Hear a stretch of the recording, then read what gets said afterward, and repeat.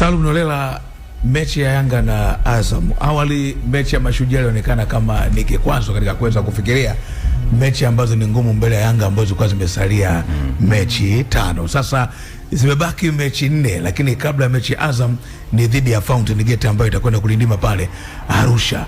Unaona mechi hii ni kikwazo kikubwa sana kwa Yanga ambayo inakwenda kuamua hatima ya Yanga.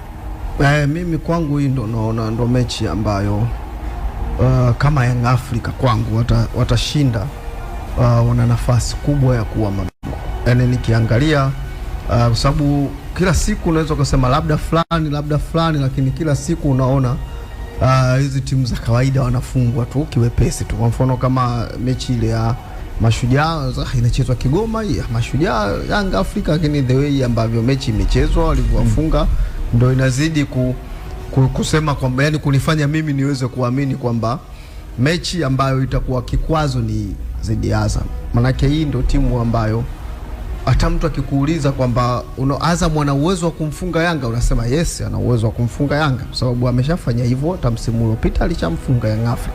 Kwa hiyo kwangu mimi na swali lako Mbukile ni kweli. Yani hii ni mechi ambayo kama Yanga atashinda, kwangu mimi na Azam naona kabisa Yanga kashakuwa bingwa kwangu, kwa sababu hizo mechi, kwa sababu Yanga unajua ili akose ubingwa inatakiwa katika hizi mechi 4 zilizobaki afungwe kabisa.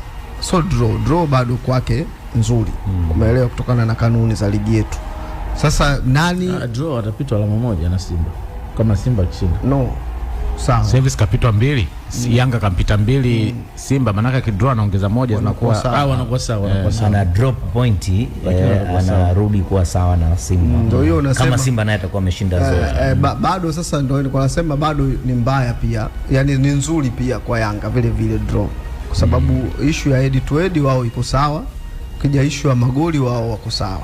Kwa hiyo yani inabidi Yanga afungwe.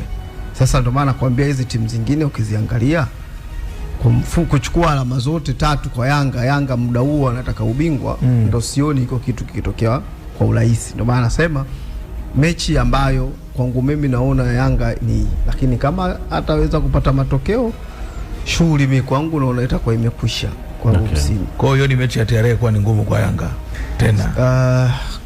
Sioni. Sinapigwa hapa nani KMC. Ingekuwa inapigwa kule sawa.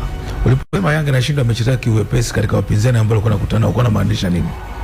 Ni wao mbinu zao, mbinu za mchezo nzuri, wanapata matokeo vile hizi, kwa sababu unaweza kwa mfano kama mimi mwenyewe mechi ya Mashujaa nilikuwa najua kwangu, nilikuwa najua inaweza ikawa mechi ngumu. Yani